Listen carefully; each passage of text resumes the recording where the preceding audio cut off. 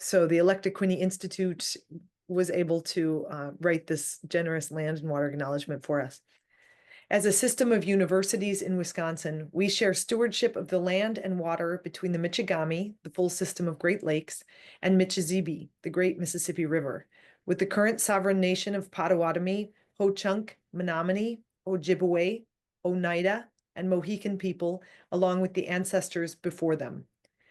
Together, we commit to being connected to this space, increasing our knowledge of it, and transmitting that knowledge to future generations. So, as you all know, this event is being co-hosted by the Freshwater Collaborative of Wisconsin and is part of a quarterly online water symposium series in partnership with the Great Lakes Higher Education Consortium, which is an initiative of the Council of the Great Lakes region. These events seek to encourage and advance collaborations, share science across borders, encourage students in research and career opportunities, and present research that is solving real-world problems. We ask that you please, if you're interested at all in wherever you're coming from today, we welcome everyone. If you're interested in learning more about the Great Lakes Higher Education Consortium, please feel free to reach out to the Freshwater Collaborative. Today, our speaker is Alaina Harkness. She's the CEO of Current and also a PI of the Great Lakes Renew, as she introduces this NSF-funded 6-state initiative, reshaping the future of water in our region. Great Lakes Renew is focused on recovering critical minerals, removing harmful contaminants, and securing our region's freshwater resources to strengthen supply chains, protect public and environmental health, and fuel economic growth. So welcome, Alaina. We can't wait to hear from you. Thank you so much, Marissa and team. And I just want to extend my gratitude to the Freshwater Collaborative and also to the Great Lakes Higher Education Consortium and our partners at the Council of the Great Lakes region. It is so wonderful to be leading this effort in partnership with so many other organizations, both in the US and Canada, that have this vision around what our Great Lakes stewardship and economic opportunity can be. And these are wonderful co-hosting organizations. We're just grateful to be working in dialogue and partnership, and thank you for your really great work on behalf of the region to bring it all together. I'm really happy to have some time to talk about this ambitious effort that we've been leading, both at Current and with our extended ecosystem of partnerships under this banner of Great Lakes Renew. And I'm going to speak for about 45 minutes, and then really want to encourage you all to bring your questions, put them in the Q&A. I want this to be a dialogue and an opportunity for us to explore even deeper partnerships as we bring this work forward. So I want to start just stepping back a moment. My principal role as a CEO of Current, a nonprofit organization headquartered in Chicago, Illinois, with a 3-part mission and a small but mighty team that you see here. Our charge is to grow the circular blue economy, help accelerate water innovation, and solve pressing water challenges. These 3 related mission components, all of them connected to each other, and I'm going to share more about how we bring those to life. But we measure our impact both in terms of the partnerships we're creating, but in terms of the dollars we're raising towards regional water innovation and economic development, the startups we're supporting and that are bringing these technologies to life, that are helping to solve water challenges, supporting pilots. This is a very important pillar of our work, but bringing technology to bear in real-world conditions and helping reach a broader audience, connecting people through events and convenings. What we increasingly talk about is building an ecosystem of water champions in the region. And so this is sort of Current's impact to date, but our biggest opportunity was pursuing and then landing one of the 9 NSF regional innovation engines that was announced in January 2024. And I'll back up just for a moment. For those of you who have not closely been tracking the engine's progress, and just to give you a sense of the sort of scale of this opportunity, the Engines program is the largest single investment in National Science Foundation history. It comes out of a directorate called TIP, which is Technology, Innovation, and Partnerships, and it's all about place-based innovation within regions and spurring economic growth, innovation, and opportunity to solve big moonshot challenges defined by those regions. And Current, with many of our partners, led an effort all anchored in the opportunity around our Great Lakes and landed this award. Again, it was announced in January 2024, and we've been leading it ever since. And so this has become the strategic framework for our entire sort of portfolio at Current. And I'm going to tell you now what the problem statement was that sort of sparked all of this opportunity for us. So getting together with our partners, we said that today, despite a lot of efforts to move the ball forward, that we still have water and wastewater treatment in the main, in our Great Lakes region and beyond, that flushes valuable resources down the drain and leaves harmful contaminants behind. And again, we know many of you are in dialogue with partners that are leading the way, innovating to make sure this isn't the case. But overall, this is a kind of central problem statement that is defining not only across our Great Lakes region, but in the US and the world beyond. Why is this a problem? So again, for the National Science Foundation framework and for like leading this effort about why this is not only significant for our region, but the nation, we know that our water security is our national security, that water security drives not only the health of our economies, the health of our people, but the very sort of fabric of the nation that we are built on. We know that the high growth industries that drive our economy are thirsty industries. Just data centers, for example, one that we know is like a live example here in the Great Lakes region, but also nationally and globally, they're consumers of water.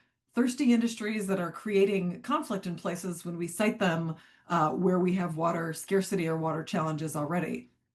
We know that contamination is an issue, that we have emerging contaminants like PFAS that we're learning more and more about that are contaminating our drinking water, but also heavy metals like lead, arsenic, other things that are in our water that we know are perpetual threats to our public health. All of these risks create cost for people and for places. So around the world, this is a global statistic, there's estimates that up to 70 trillion in GDP could be at risk because of water stress or water scarcity by 2050. That's a staggering number. And we know that today, the status quo of where we're putting some of these thirsty industries and where we're placing industry that depends on water is not sustainable. It's going in a lot of these places that already have moderate to extreme risk, and we see those patterns playing out over and over again. So in all of these challenges, our partners saw an opportunity to build a coalition that would drive the solutions to turn this framework of waste and water stress and scarcity into wealth and opportunity for the Great Lakes and also for the country as a whole. One of the ways we see this playing out, this waste to wealth opportunity, is in the headlines. So forever chemicals, we see this growing challenge of PFAS everywhere globally, is spurring the market to clean them up. So this is just one startup that raised 30 million for tech to remediate PFAS, and we see more and more every day. The global food crisis, something called phosphageddon. Phosphorus is an element in short supply, limited supply, finite supply on the planet. We need it for our food systems. And there's huge investments in the infrastructure to pull it out of our water and our wastewater, recovering it to create fertilizer and other high-value products. The critical mineral shortage, we see this in the headlines every single day. It's driving markets, it's driving our economic policies. We need domestic sources of the critical minerals that are fueling our energy and other critical elements of our economy, and we have them. They're here already in the mines and brines of the byproducts of other mining industry, and there's an opportunity to recover them. So at the heart of all of those waste to wealth opportunities, we defined a technical challenge. And I know this is a collaboration and an audience today that has a lot of researchers at the core. And the thing that we had to do for this competitive audience was bring all of those waste to wealth opportunities under the umbrella of a core technical challenge. And this is really what defines Great Lakes Renew's purpose. And it's to bring selective separation technologies that recover valuable resources like critical minerals, like phosphorus and nutrient, and remove those harmful contaminants like PFAS. Together, those selective separation technologies involve invention of new materials, processes, sensors, a whole spectrum of technologies that are needed to bring these selective separation technologies to market in ways that are cost effective, deployment ready, and actually able to transform these industries that we depend on. So that's the core technical challenge. And we said this is a moonshot moment for the Great Lakes region, which has this assembly of all of the research infrastructure, a lot of the manufacturing technologies, the venture capital to support and investing and growing them, and a workforce that was ready to be trained to support this industry, all right here in our Great Lakes region to drive this forward. So that was the heart of the pitch. And what resulted was an engine that we call Great Lakes Renew. And Renew stands for the recovery of energy, nutrients, critical elements, and water from water and wastewater. And the water piece of this is important. We'll talk more about that. But I mentioned this driver of thirsty industry like data centers. And part of what we're trying to do here in the Great Lakes region is make sure we're positioned and able to drive a transition towards more circular water use. That's really important for us. So our mission at Great Lakes Renew, again, spur the circular blue economy transition, invent and commercialize these selective separation technologies, again, materials, processes, and the sensors that are used to deploy them, and then attract and retain water-intensive industry here to our region where we have relatively less water stress and the ability to grow and invest in these kinds of industries here in a region, again, that can afford more growth and has the both the industry and the people in place to support that. So making this case for Great Lakes Renew really started with the case that across all of our industries, when we talk about the blue economy, water's a through line. It's often an invisible through line, but everything we just talked about, the critical minerals that we've identified in oil and gas production, the water that's used in agriculture, the water itself that is the highest volume chemical used in manufacturing. I love that quote. This is one of our partners out of ASU that said this. And it's true, water is the through line that so many of our industries depend on, but it's often hidden in plain sight. And so stepping back to how Current has been helping to lead the way on this, we as a Illinois-based nonprofit started out several years ago mapping out what the inclusive blue economy meant to us here in Illinois for our region. And this is a report that we put out, you can find it on our website, that talked about all of the industries that both depend on water and create solutions to water so that we could invest in this as an economic pillar of our state by 2030. And that was really one of the kind of anchor tenets as we sought to build Great Lakes Renew. We saw this circular blue economy framework as really relevant across our entire region. So 25% of our GDP supported by these blue economy sectors, not only the inputs and suppliers that build supply chain and components to this blue economy industry, but the end users of that water, the water itself, and the core, what we call the core water cluster that's producing all of these technologies and helping to drive end user demand. It's a blue economy that employs 7.7 million people across our Great Lakes, and it's really significant and we think growing, and an opportunity to grow it even further. So for Great Lakes Renew, our region of service is technically grounded, again, with National Science Foundation funding here on the US side of the Great Lakes. I know there's probably a lot of Canadian partners and audience on this call as well, and we are deeply committed to working with our partners in Canada and beyond on this kind of binational framework of Great Lakes watershed management. But across our region of service for Great Lakes Renew, our core partners in this first couple of years were drawn from 3 states, Illinois, Ohio, and Wisconsin. And again, I hope that there's many Wisconsin partners on this call today, just given the convening and hosts. But most importantly, we are now coming out of this nascent phase and focused on our full region of service, which includes 6 Great Lakes states.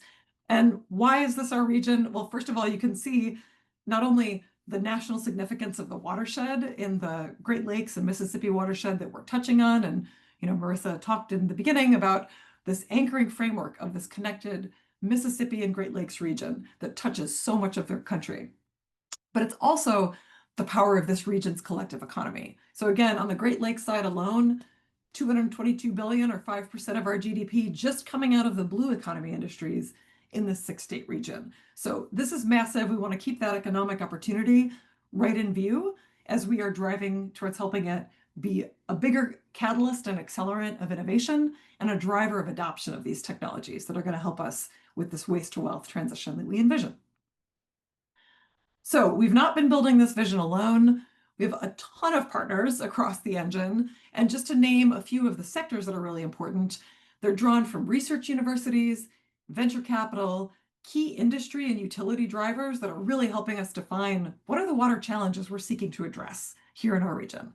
A lot of other innovation partners and catalysts like Current, our manufacturing partners like MHub here in our region that is helping to drive scale up of hard tech. But you can see the array of partners kind of spanning the key pillars of Great Lakes Renew: research and development, commercialization, and workforce development. And this is the growing roster of companies and organizational partners that really comprise our ecosystem. So our framework for impact. All of these companies and partners, it's a great logo wall, but the whole point is to have an aligned impact framework and a coherent strategy. Because Current itself and even our core partners in Great Lakes Renew, we are not accomplishing this alone. The whole goal is to have strong regional alignment around a core set of investments that are bringing us forward towards some extremely ambitious impact. And this is the way that we think about our impact framework in our 5-year strategic plan that we've just completed this year.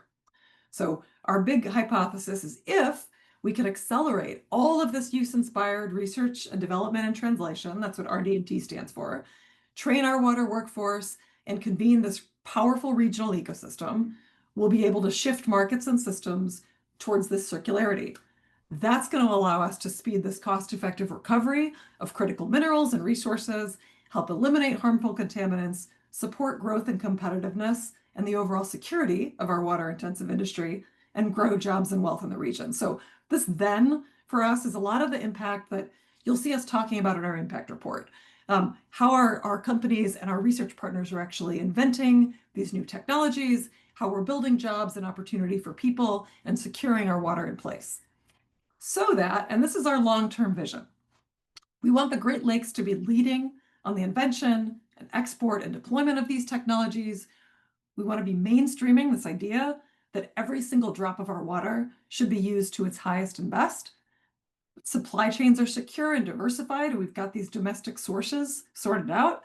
And we're really long-term, the most important vision is securing our water resources, our globally significant water resources, as an economic environmental asset, not just for ourselves, but for the many generations to follow.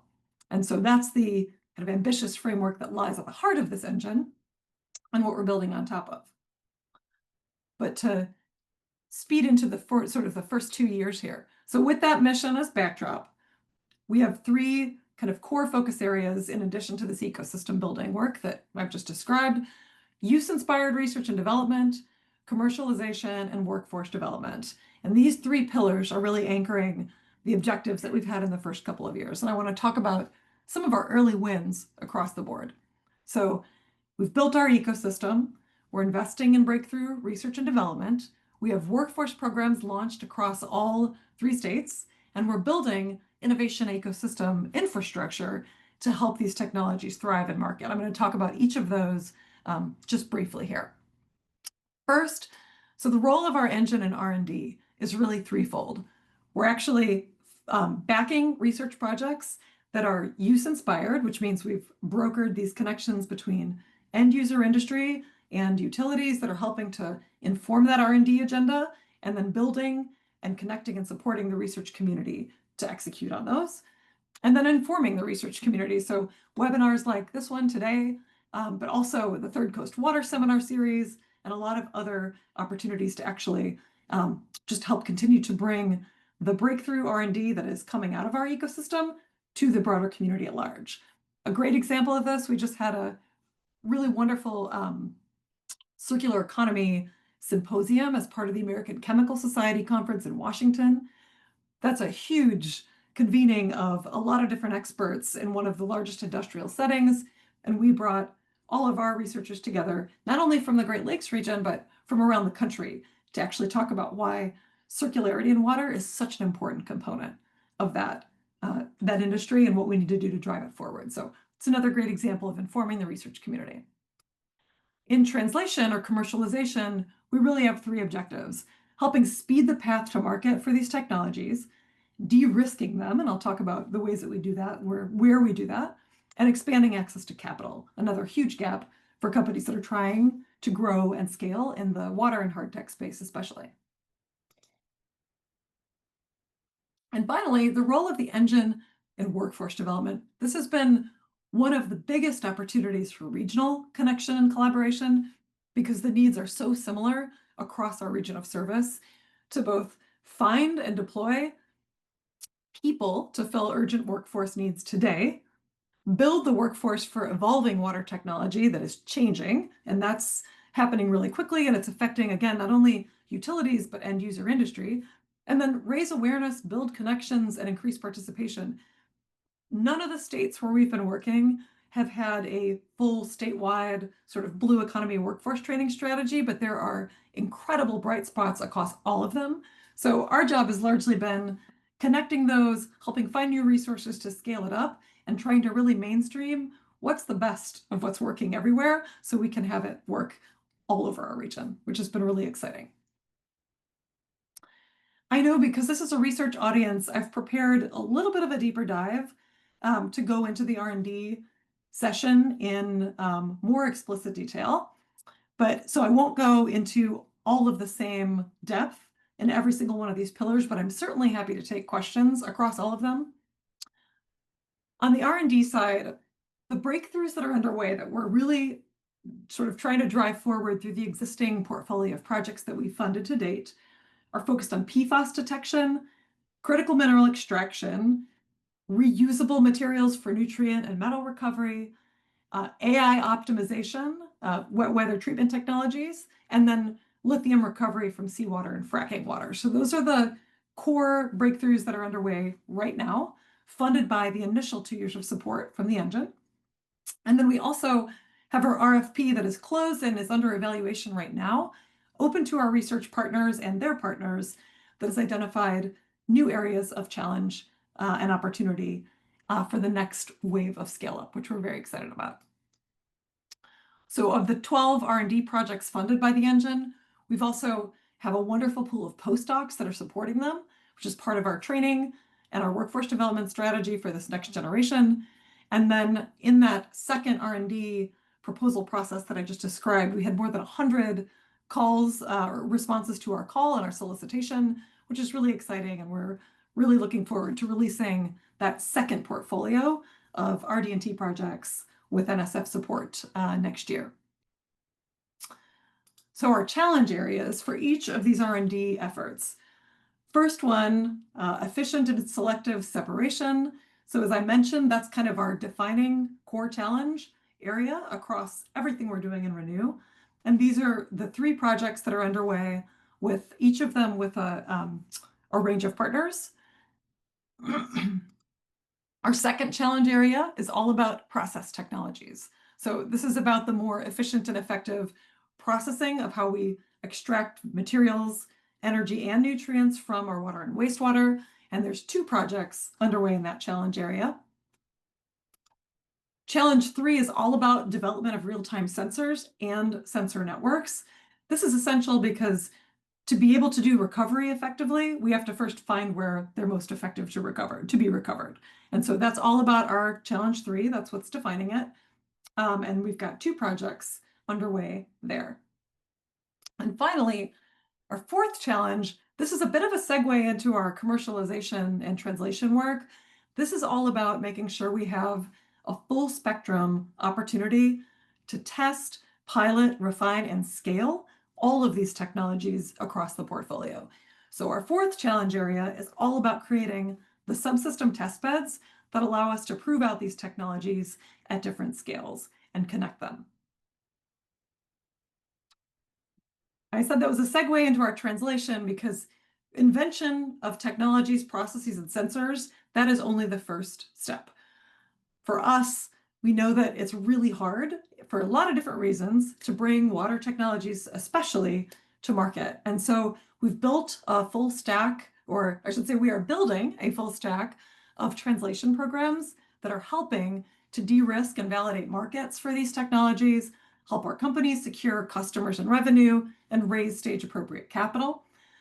Those programmatic needs for us have really kind of shaken out into three things right now. Number one, access to test beds and pilot opportunities. Number two, validation of markets and business models, and that's kind of ongoing across our programs. And support beyond tech readiness level 5, which is like the later stages of deployment and scale up, to make sure that these technologies are ready to go to market, not only in small companies and utility settings, but larger ones too. So today is actually a big day for the Great Lakes Renew Partnership. We've got 3 kind of core commercialization programs that are launched right now. Many of you are probably familiar with the Great Lakes I-Core program. We have a Renew specific cohort. We've run multiple of those. Today is a big day because we've publicly launched and announced the Sustainable Water Tech Accelerator in partnership with MHub, which is the nation's largest hard tech accelerator partner, right here in our backyard in Chicago, which is convenient. But we've got startups from across the country who are on site working on different aspects of water innovation, specifically for the manufacturing sector. And that's really exciting and live. And hopefully all of you can check out the press release and everything that went live today. And then finally, we have a new partnership with Nomadic Venture Partners that is all about the opportunities in mining, sustainable recovery of resources from mining wastewater, and again, helping mining when it is happening to become less stressful on our water resources and more efficient in recovering the materials that wastewater is currently carrying away. Huge opportunities there and very exciting for us. In terms of the infrastructure we're building, so the piloting work is so important for technologies, an array of different technologies, but creating the opportunity to build a connected and coherent network of test beds across our region is one of the kind of central ambitions of Great Lakes Renew. And we're so excited about this possibility and the beginnings of it that we're seeing in the nascent phase today. So these are some of the sites across the region that are partnering on this connected test bed network concept. Right now, we have pilots that are deployed, same technology across multiple sites to compare and contrast in different settings. And we're working on creating a completely coherent and seamless sort of back-end system to make it as easy as possible for companies to not only get referred, but actually deploy in each of these very different contexts. So this is an exciting kind of big grand challenge idea that's part of the Great Lakes Renew engine and infrastructure. So the connected test bed network for us, this is one of the central, but for the engine, test points, proof points for us. That is a huge idea. It takes not only a lot of money, but a lot of partners, a lot of aligned vision, and a very aligned strategy to bring that to life. And that's what we're trying to show with Great Lakes Renew across the board. But for this big regional framework and essentially the National Science Foundation funding that has helped bring it to life, we would not have been able to align such a big 6-state, 75+ partner coalition with this shared vision strategy, or deployed all of these resources to these very high risk and high reward RD&T projects that are fueling this pipeline of all of the technologies that are going to help us drive this circular blue economy transition. And we would not have been able to have this like regional workforce training pipeline and STEM pathways across not only the region, but really helping to inform this blue economy vision for the entire country. That platform and that scale didn't exist before. So this is a really important opportunity for us. We have seen just in 18 short months since we've been working on this, that this engine program did not just follow our momentum, although that was important, but it helped to really create and drive it. And so we're so excited about what we've been able to do to date, but really the majority of this engine building work, so much of it is still ahead of us. To date, where we are right now, again, we have the 12 research and development projects that are funded, that are moving this work forward, 13 startups that are receiving tailored commercialization, deep support, 500 people already trained for water jobs or in training right now across our region. And this is also an incredibly important impact metric for us. But for the 14.7 million invested by the NSF originally in this engine, we've been able to raise or leverage another 20, which is really important because, as I'm sure you're all getting a sense, the scale of this effort the research, the translation, the training, it's much bigger than even a $160 million 10-year investment from the NSF. So it's going to take a lot of leverage, a lot of inputs from industry, from research universities, from our national lab partners, across the board, our state governments that have been so supportive of this to date. So a lot of leverage opportunity. We've just wrapped our 5-year plan for the engine, which includes kind of the connection between these first 2 years of effort that I've been describing and the next 3 years that are to follow. So the metrics on your screen right now, these are the ambitious measures that we are setting out to achieve at the end of the 5th year of the engine's operation, and hopefully with support for 3 more years from the National Science Foundation to really bring these impacts to life. They're focused on these same kind of framework elements around research and development and translation, building the stronger workforce and training the future workforce, and building, again, this strong, durable ecosystem that's all focused on these high-level strategic goals and helping us to carry them out. I'm sure many of you that are on this call are listening to this webinar are either already partners or see in yourselves aligned strategic ambitions. And so that's really what we are all about, is building this broader ecosystem framework of everyone working to drive towards these goals. So that's where we're headed. We think the stakes are pretty high. There's a lot of sort of water futures that are in view right now, driven back by research, again, to come back to this idea that water risk is rising, not only here in our region, but around the world. So these images of industrial flight from water scarce regions or resource conflict on the ground, even in places that are perceived to be water rich, the people that are suffering long-term health effects from these contamination issues, and the supply chain disruptions, right? These are all things that are very much things that we'd like to avoid. And so to drive towards the vision, this is why Great Lakes Renew exists, to bring forth this idea that we have the ability to have a more circular water economy here in our region, to drive for this global competitiveness, not only like building solutions, but exporting them around the world and helping to drive solutions everywhere where water scarcity and contamination are challenges.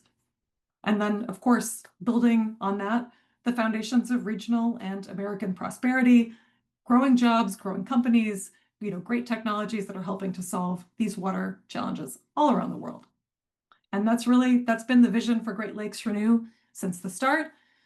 Building right here in the Great Lakes because of the incredible economic assets we have, the research universities, the industry, the manufacturing leadership, all of that, the human capital, but making those solutions to solve these global challenges.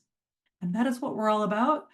And we hope, if you have not already, that you're excited to learn more and to join us. And I want to thank again our hosts for bringing this opportunity to share to the table, and would love to open it up for your questions. Thanks so much. Thanks, Alaina. This is terrific. So informative. Okay, we have 3 questions to date, 4. Great. And just to remind everyone who is who just watched, who's a part of this webinar, please put your questions in the Q&A and we will read them. So here is one.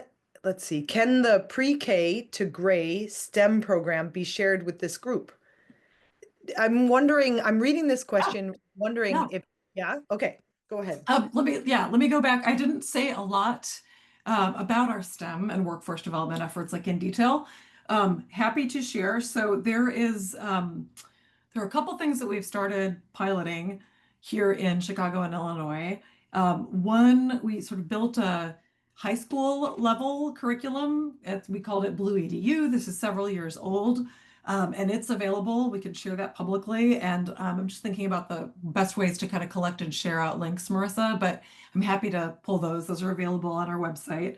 We're also downscaling that from high school to the middle grades and hoping to build it down even further from that. But there's also something called the Blue Economy Ecosphere that a group called TIES, which is the Teaching Institute for Excellence. I don't know their full acronym, I should. But TIES has a national blue economy ecosphere that they rolled out last year as part of this ambitious effort with Great Lakes Renew.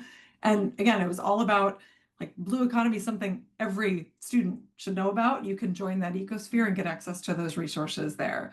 And again, TIES is all about creating these national, they call them ecospheres, which are basically learning communities around very specific STEM opportunities. So, and I'm also happy to connect further. Our team that leads the STEM and workforce education kind of pillar of Great Lakes Renew, I'm happy to connect you as well. But if you'd like to go deeper on specifics, but all of that is designed to be curriculum that's available and free and shared. And we'd love to also connect with others who are trying the same thing, because we know there's many, many, many different parts of our region that are experimenting with better ways to get students excited about our water as a way into careers, not only in STEM, but in communications, public sector engagement, like so many different ways to work in and around water. So it's something we're very excited about building a broader community for.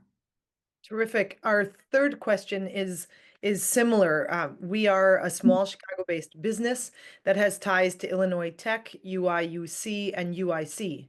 How can we participate in this program? So I would say similar answer, right?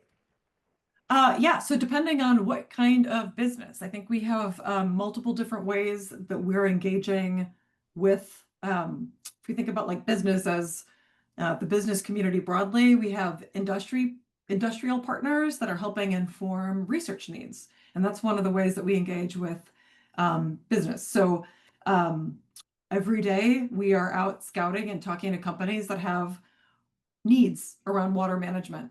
And we're trying to understand, what are your goals? What are your targets? Is it about cleaner wastewater? Is it about cleaner, drinking water, using less water?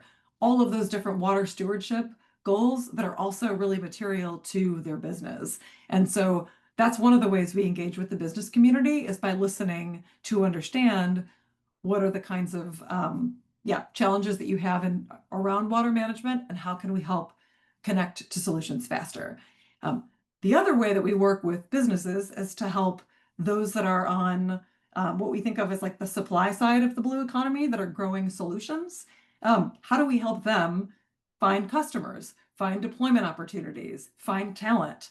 All of those things are part of working with companies on the solution side. So if you're a company that is developing any kind of water solution, we'd love to know about that, because we are, interested in what your needs are too, and how we can help support them. So I would say, kind of back to that framing around the blue economy, how we work with you, how the coalition works with you, kind of depends on where you see yourself falling in this broader blue economy framing, supply or demand side. Great. Okay, the next question. The mission includes attract and retain water-intensive industries. Does that assume that communities and people across the region want these industries in the Great Lakes? Yeah, that is such a great question.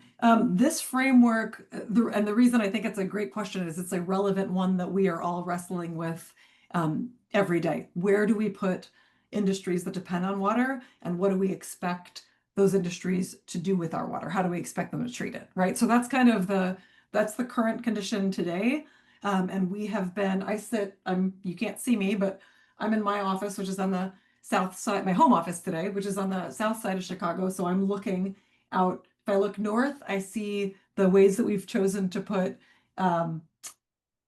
recreation and near, business opportunities and people having access to the lake. And if I look south, I have this view of all of the industry that's sited on Lake Michigan, because it needs a lot of access to that water. And historically, there have been huge challenges with managing the cleanliness of that water and that wastewater, what's going into the lake, which is our drinking water source, all of those things.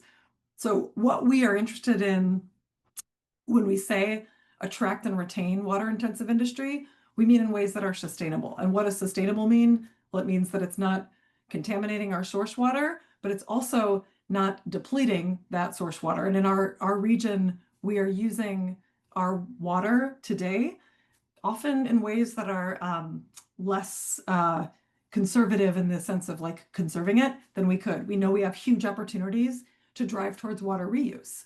that we have not. Like just in Illinois, it only recently became legal to use treated wastewater for industrial purposes. That's a massive opportunity for us here that other states and places have figured out. So when we say attract and retain into water intensive industry in our region, we are interested in what does that look like in a way that is long-term sustainable for all the communities and the people that depend on that water. And what does it look like for the country to think about a strategy that is not continuing to put water scarce, water intensive industry in places that are already experiencing scarcity and stress. And that's happening in the Great Lakes too. I think people don't always know that.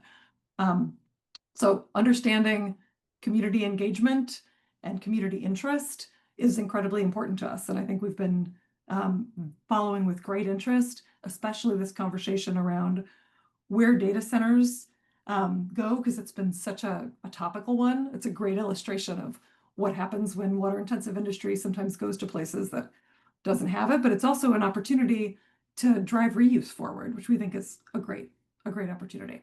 So lots more to say about that. I think that is a really big question, but I think the short answer is we all care a lot about all the different preferences of where industry goes and how it uses our water, because it's all connected.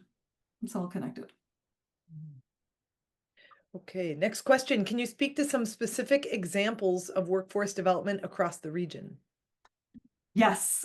So one of the ones I think we are most excited about, let me first of all back up and say, when we talk about workforce development and this K to Gray pipeline, we are really invested in the idea that every youth in our region can get inspired by water and have an opportunity to think about all the different career pathways that opens up for them. We are equally interested in the adult learner that is changing careers or interested in a different kind of job, being able to go back, find themselves in a shorter term program to learn new skills, get upskilled, and find new opportunities. Because in our region, there's a sort of generational transition happening in a lot of our utilities. We need to find more workers that want to go into these often really good paying jobs, family supporting wages. That's really exciting, but a lot of people don't know about these opportunities and we have to get people into them. So some of the opportunities that we're most excited about are these like low-hanging fruit opportunities to expose people to the idea that there are, wastewater operator training courses that they can train for, take those tests, and become, exposed to opportunities to work in the utility space. That's really exciting. Some of the longer term ones are exciting to us because they build on existing programs for things like diversifying our trades. And we have great opportunities to build on successful programs here in Illinois and also in Wisconsin, which is really relevant to this audience today, with I know a lot of Wisconsin representation. There's a group called WRTP that has been doing this trades training for a really long time, building opportunities to take those trades and kind of like bridge them to the water and wastewater sector. So taking what our WRTP has done, we've brought in our partners here in Illinois, Hire 360, that's also working across this broader region. And again, taking this infrastructure that has already been built to diversify the trades and making sure we are creating very clear segues between construction trades and other kinds into plumbing, utilities, and water and wastewater operations. So creating those bigger career ladders and building on very successful programs that are already underway. That's kind of hallmarks of the approach in our employment and training and workforce development part of Renew. So I would definitely encourage you. We had a great group of folks visiting a wastewater treatment facility just last week. It was very exciting. So combination of exposure and specialized training. That's awesome. Yeah. Okay, you mentioned a secure food system. Have you looked into how data centers might supply warm water to recirculating aquaculture systems and aquaculture in general? No, I have not. People in our network may have, but that's a really interesting idea. No, but this idea of what, like these closed loop ideas around the water that is used and I could do air quotes used because like the reuse opportunity is so big. We've thought about and looked a lot at the water energy conditions of that water use, right? Because there's energy recapture for a lot of different things. But aquaculture specifically, I don't know that anyone's looked at the data center to aquaculture use specifically, but tons of opportunity in general at the energy water nexus there. Yeah, because it's obviously it's like heat loops, right? It's a lot of it is like it's heating and cooling. What do we do with heat where it is, where we don't want it? How do we move it to places where it's useful? So I love that idea. Absolutely. Yeah. Another question, is your funding primarily from NSF or are you also supported in other ways? We are supported in a lot of different ways. The short answer to that question is historically, current and our efforts here in Chicago and in Illinois across this like smaller region were very diverse support sources from foundations, research universities and national labs, utilities, state and local government, and the federal government. And not any one source was responsible for more than, I guess, about 15% of our funding. It was very diversified. In the scale up opportunity, when we went for this engine kind of, moonshot, that not only scaled us up, but it concentrated our funding from this big source from the National Science Foundation. So now the majority of our funding for the engine, well, I should say about just under half of the engine's total resources are coming from the National Science Foundation. I mentioned that kind of 20 million of leverage for the 14.7 million invested. Yeah, so just under half of the engine's total effort is funded by NSF now. So it's a bigger concentration than it used to be. And our scale up challenges are all around the kind of complementary resources we want to bring in from, again, corporations, other sources of state support, which has been wonderful, other foundations. Yeah, many opportunities to diversify. A couple of questions that are really specific. So let's Sure. see. Okay, we are working in a lot of these areas in West Michigan. We have field-proven technology for cleaning up and reusing a lot of the chemicals you are studying. How do we connect with the end users in this program? We're cleaning wastewater, drinking water, and lakes, along with cleaning up CAFOs.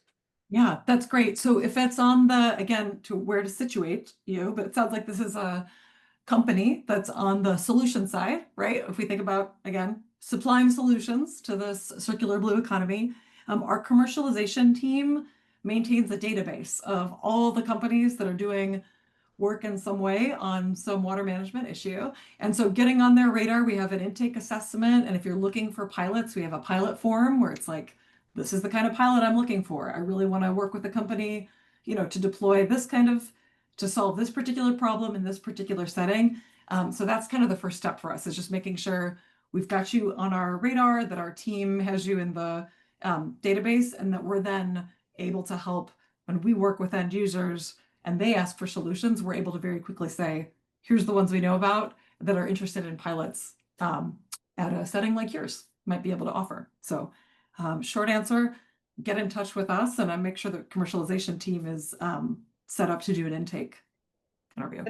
There was a question about how to get in touch, and I answered just by typing in an answer that there's a contact us on your website. That's right. That's the Yep. best way.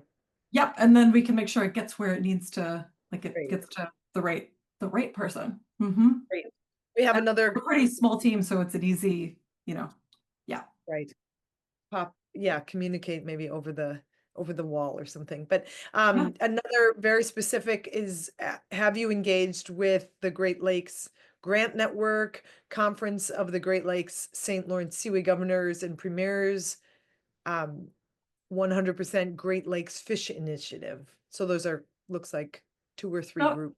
Great Lakes, so the governors and premiers and the cities initiative, both were actively involved with. I didn't hear the first one was a grants initiative, it sounds like. Yeah, so let's see. I don't know that one.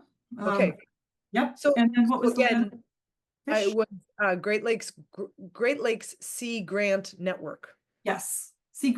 Illinois, Michigan Sea Oh, Grant. Sea Grant. Yeah, Yep. sure enough. Yep. Okay, good. Yep. Yep. Yep. Yep. And then Yeah, we're gonna leave that one as that. Okay, great.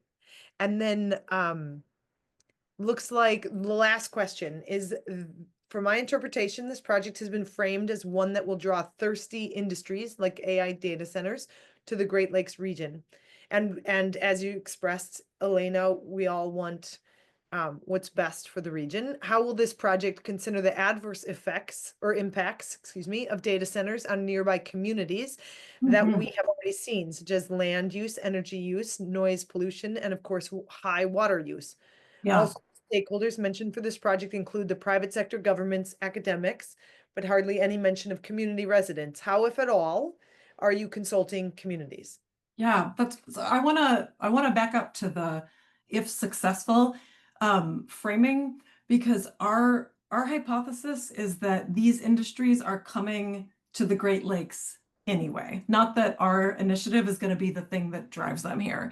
So our initiative is positioning, just as Current has been since the beginning, that our region is going to see more movement of people and industry for our water because rising risk and pressures elsewhere are already making that happen. And when we were saying that, I would say like 5 or 6 years ago, there was much less interest in that as a change agent and a driver. It was sort of like, probably like the idea of climate migration was not something that was as on radar as it is today. And the idea that there was going to be what sort of now feels like a gold rush towards our water was also, that was just not like a mainstream conversation that a lot of the people that we were engaging with were having. And so in a very short time, we were looking then about 6 years ago out at the risk projections around the world, right? We were watching what is like WRI putting out, what are the people saying about increasing water stress and conflict, and just looking at the way that we anticipated that these impacts on other places would play out for us here in our region. And our hypothesis was that that's going to change. And today, like many others believe, we're not ready for that, right? We're not resource ready. We are not using our water in a way that is as smart as we could. We're certainly not using it as well as places that have been experiencing water scarcity, like the West, are using it. And we could just be doing so much better. Like we don't have to make it illegal to use, treated wastewater. We should be able to use that as a resource, and we aren't. So that's been our main hypothesis from the start, that we're going to have to change the way we use water in the Great Lakes.